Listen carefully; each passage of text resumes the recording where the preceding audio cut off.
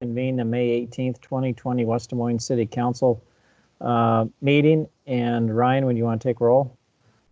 Yes. Hardman, Present. Hudson,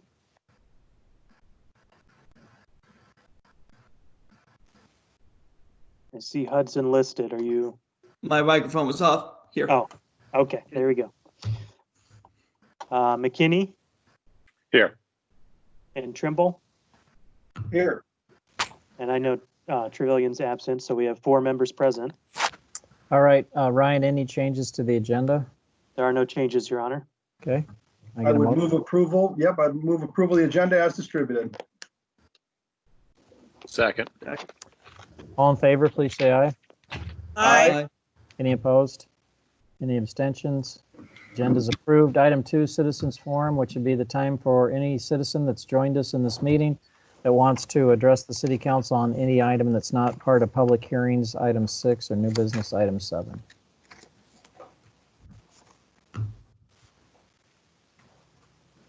All right, hearing no one, we'll move on to mayor, city council, city manager reports. Renee, you want to start? Oh, sure. Thank you, Mr. Mayor, and good afternoon or good evening to everybody that's listening in. I just wanted to share that I had a meeting just a couple of days ago with the West Des Moines Human Rights Commission, and we are meeting virtually but still conducting business.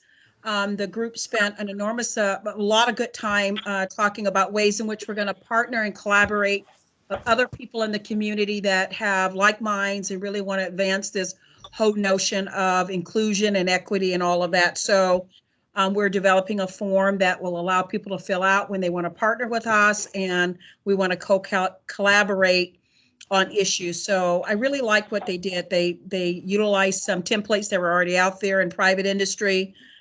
So I think we'll have a very structured way in which people can ask for our support, and we can evaluate their support and still advance the mission of the organization. So very, very proud to work with this group of folks, and closing in on another, hopefully to the mayor, a recommendation for a representative to be added since one had to resign due to some conflict. And then I just wanted to share as a point of personal privilege, you know, we're not able to get together to have these kinds of celebrations that we normally do, but I do want to acknowledge National Police Officers Week and Day that occurred last week on May 15th. Normally, I know there's a big celebration. We all participate in that.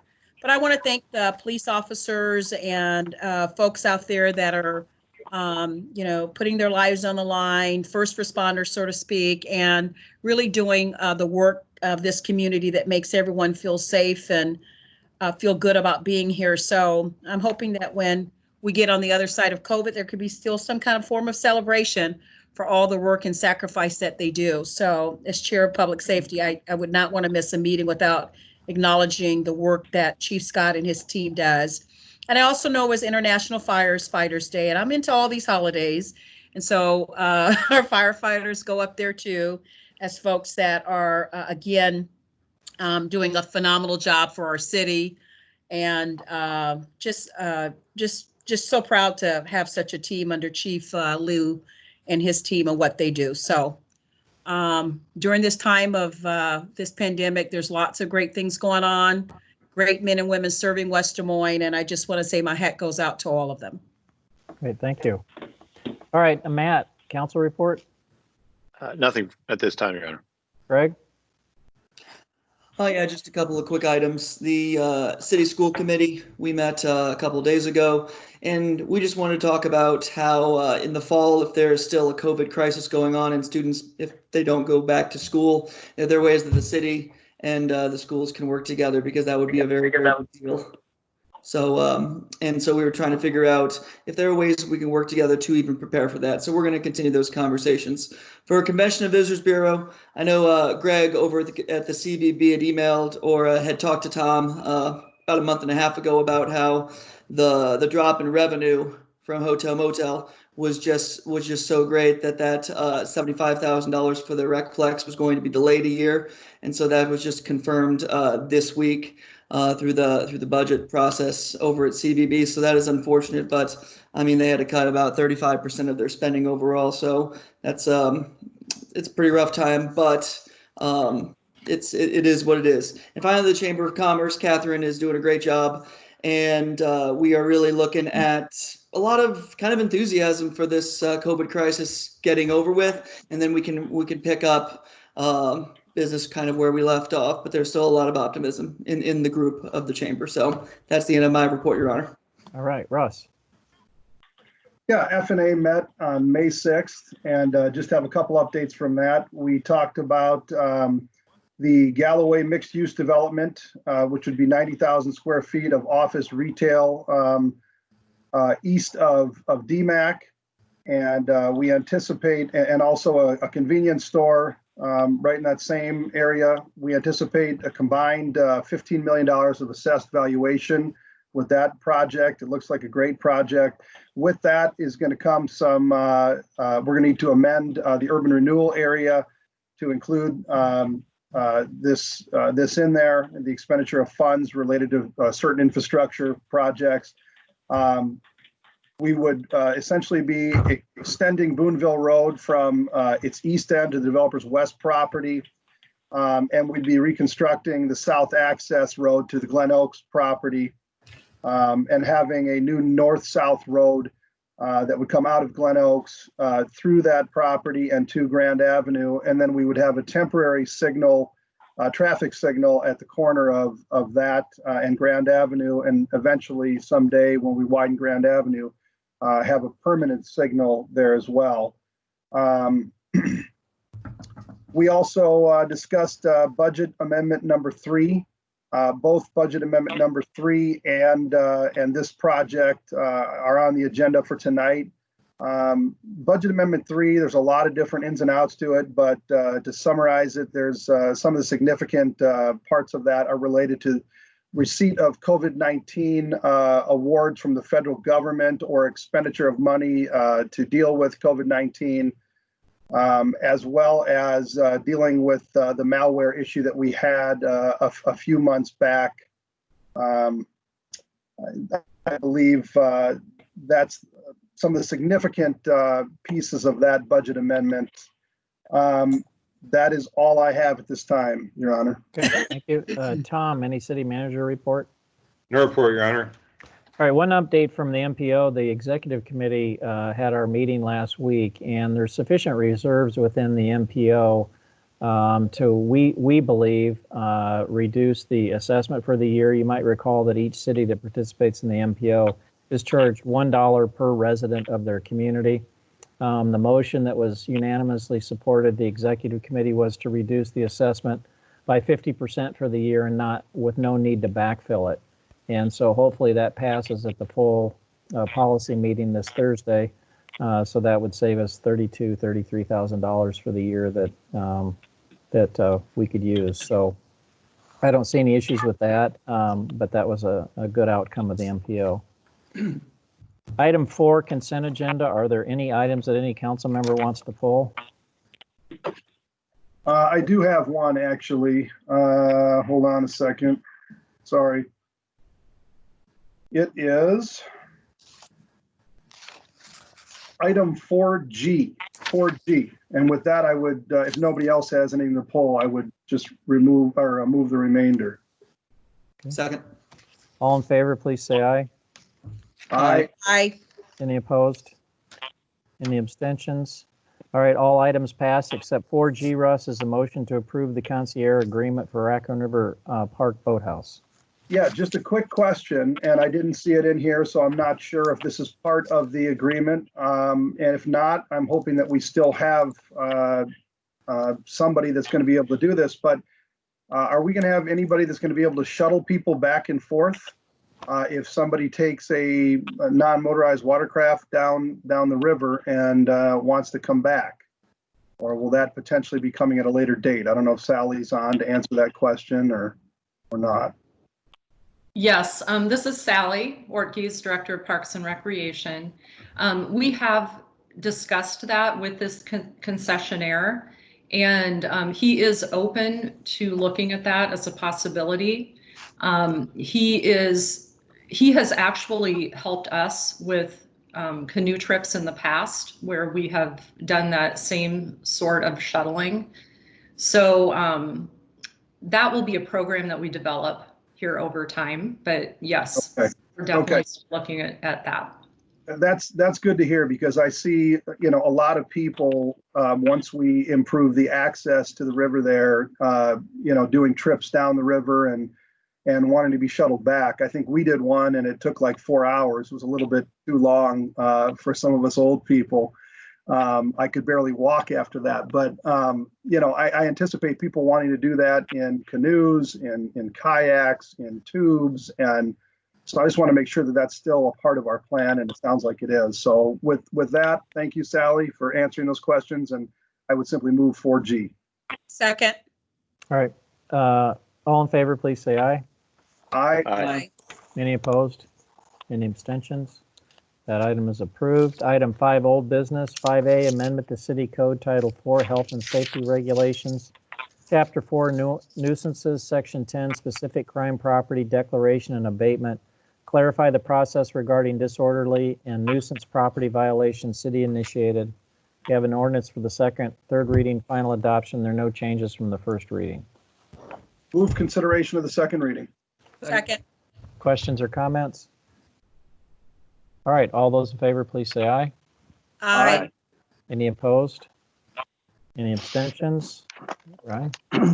4 yes, an ordinance amending the city code of the city of West Des Moines, Iowa, 2019 by amending Title 4, Health and Safety Regulations, Chapter 4, nuisances, Section 10, specified crime property declaration and abatement. Move approval of the second reading. Second. All in favor, please say aye. Aye. Aye. Any opposed? Any abstentions? All right, second reading's approved. Move waiver of third reading and adoption in final form. Second. All in favor, please say aye. Aye. Aye. Any opposed? Any abstentions? All right, that's approved. Item 5B, amendment to City Code Title 4, Health and Safety Regulations. Chapter 4, nuisances, add Section 11, disorderly and nuisance properties to the city code, city initiated. This also is an ordinance for the second, third reading, final adoption. There are no changes from the first reading. Move consideration of the second reading. Second. Questions or comments? I do want to thank Chief Scott and Jessica both for all of their work. And I know there are others that put a lot of work into this as well to bring both of these ordinances to us. I think it's going to help us to respond to nuisance properties and give us more teeth now to respond than did before. So I just thank those individuals for all of their work on this. All right, all in favor, please say aye. Aye. Any opposed? Any abstentions? All right, Ryan? 4 yes, an ordinance amending the city code of the city of West Des Moines, Iowa, 2019 by amending Title 4, Health and Safety Regulations, Chapter 4, nuisances by adding Section 11, disorderly and nuisance properties. Move approval of the second reading. Second. All in favor, please say aye. Aye. Aye. Any opposed? Any abstentions? Second reading's approved. Move waiver of the third reading and adoption in final form. Second.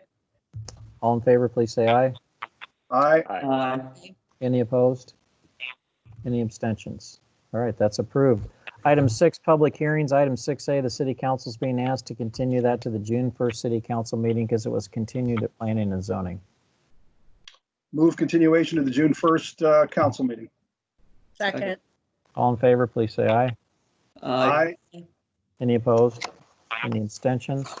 That item's continued. Item 6B, this is the time and place for a public hearing to consider the 2019-2020 fiscal year operating and capital budget amendment number 3, initiated by the city of West Des Moines.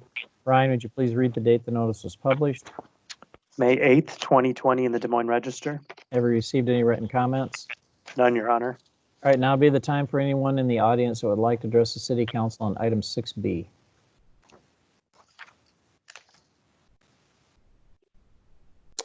All right, hearing no one, I'll declare the public hearing closed. As Russ mentioned, this came through Finance and Administration, and Russ has given a couple of updates on it. Does anybody have any additional questions, either for staff or for F&A? If not, I have a question. okay. Okay, and I want to thank everyone for the work that they've done on this and the way it's delineated and highlighted. I wanted to inquire about it's item that says $62,000 increase in expenses for advertising and the Chamber of Commerce program. What is the Chamber of Commerce program? Is that their annual funding? Where do you see this, It Renee? I'm trying says- to find it. Oh, It's third from the bottom. It says Chamber of Commerce program sponsorship. Is that some new initiatives that Carol Chamber was just talking about before she left and that they That want would to continue? be, well, that's not, that, I think that's different from the $95,000 that we upped them for this year.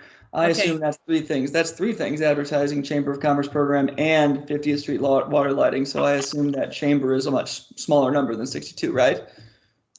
I would have to ask Tim or Chris if they're on to address that one. We didn't go over that one specifically.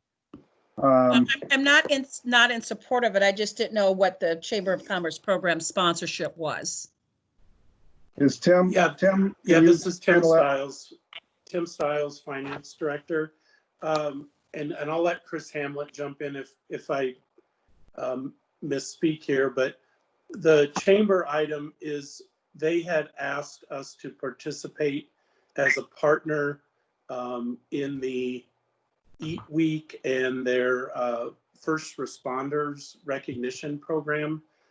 This was obviously back before COVID. It's a replacement of their, the city was a sponsor of the Citizen of the Year program, and now this first responder recognition breakfast is replacing that. So that's that piece of the 62,000. It's not Okay, obviously the entire thing, but it's a smaller piece of that. We lump them all together because they're in the same cost area for city Okay. budget. okay. That's question number one. I've got a few others. And then under general fund, it said an increase of $350,000 to fund the purchase and installation of the citywide encrypted badge reader. Is that the access to and from the building for all city employees? Is that what that is? Yes, and it's a new system to get all the buildings onto one system. Over the last 20 years, that's been kind of a piecemeal, building by building, department by department. This is much more security driven, and it's all tied to the same system. So then the badges are encrypted, so they're safer and more difficult to reproduce and use for non-legitimate purposes. Okay. And then my final question, and I really appreciate you explaining these, is on the second page where it says an increase of $40,000 expense in sanitary sewer fund insurance claims. Are we anticipating more claims or what? I mean, claims by who? Help me understand that a little bit. Sure. Chris, I might defer to you if you can recall that one offhand. Yes, that was actually Chris Hamlet, budget analyst, finance department. That was actually a settlement for a sanitary sewer project that we had done out west here a couple of years ago, where there was some damage to the property, and we just recently settled that with the property owners. Okay. Yeah, I believe that was on the, is it Fox Creek, the development north of Mills? Rush, you might remember Yeah, we talked yes. about that at F&A. Yes, several years ago. absolutely. Yep. I think I know the homeowners that this is, that were involved in this. I think I've had several conversations with them, as has Councilman McKinney. Okay. I think that's it. Those were the ones I had circled for, just a little bit more clarification. Okay, can I get a motion in a second, and then I'll see if there's any other questions or comments? Yeah, move approval of the resolution. Second. Any other questions or comments by the council? Yeah, Mayor, I just have one. Tim, I appreciate the feedback, and Renee, your questions as well. You know, in some of the calls that I've been on with the Polk County folks related to this COVID-19, they're talking to cities about, or they're talking about how cities track their expenses related to COVID. And I note that a couple of the initial items in here are COVID-related expenses as opposed to losses of revenue. I just want to make, is this something that we're actively exploring, a kind of a reimbursement or seeking some sort of support, whether it be from the state or the federal government?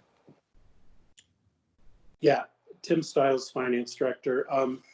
Yes, very much so. As soon as we knew we were going to have costs, we set up a separate project, we call it, in our financial system, and instructed all the departments that any spending they do related to the COVID situation, that they tag that particular project on any expenses. That way we can come back and produce reports. I do know that we received $66,000 and some odd cents related to EMS as a grant already. And so we're going to have to obviously track up to that level of expenses in order to meet the terms of the grant.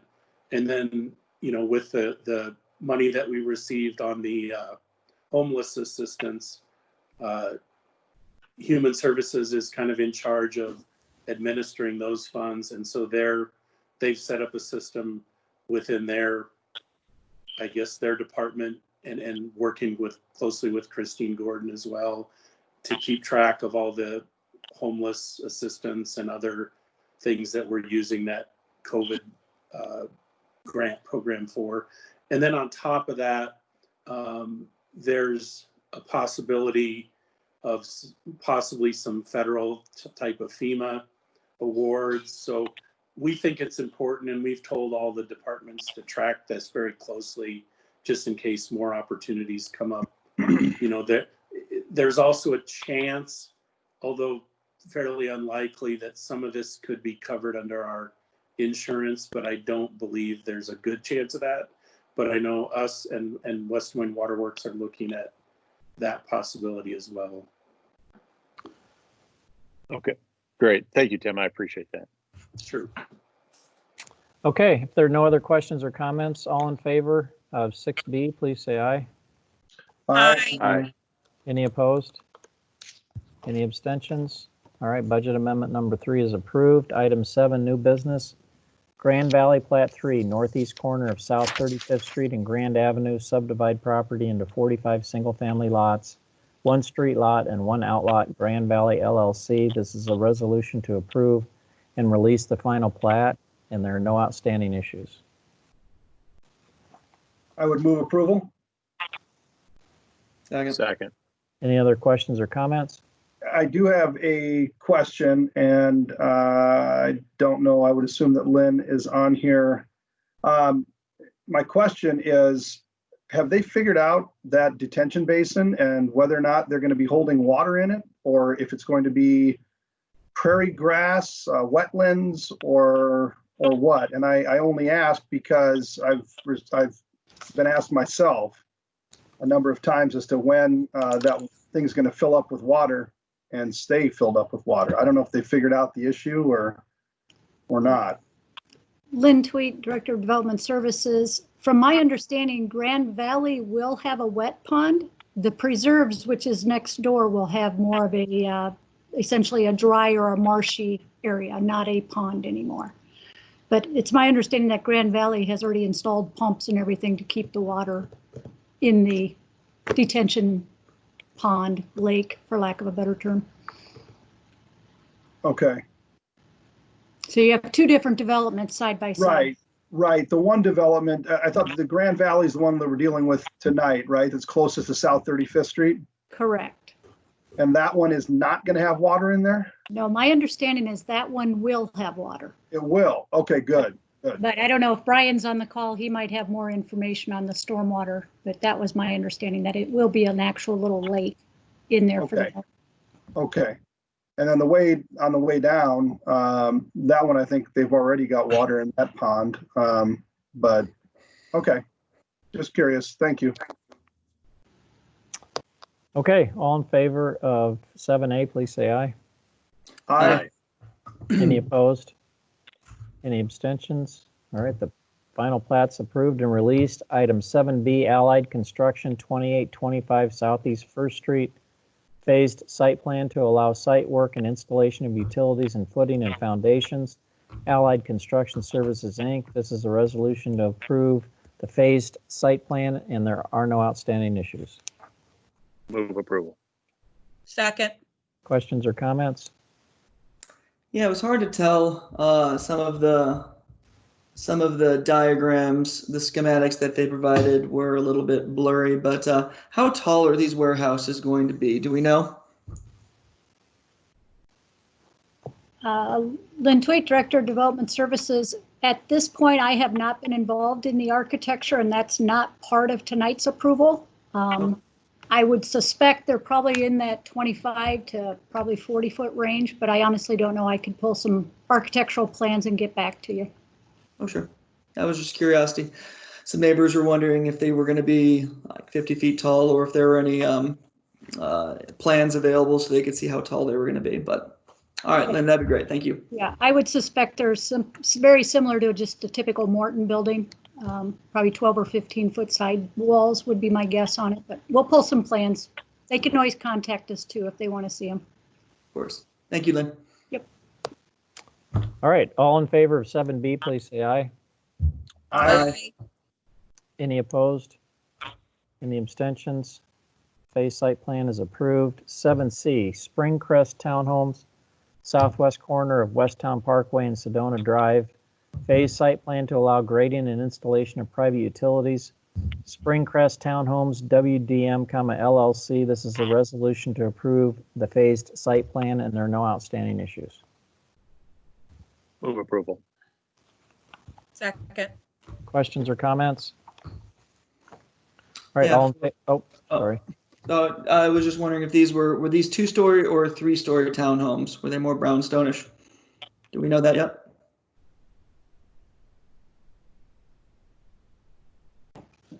Sorry, Greg, this would be the same as the other one. We're not at architecture yet. I have not looked at the plans. This is just for their grading and their footings, or utilities, I'm sorry.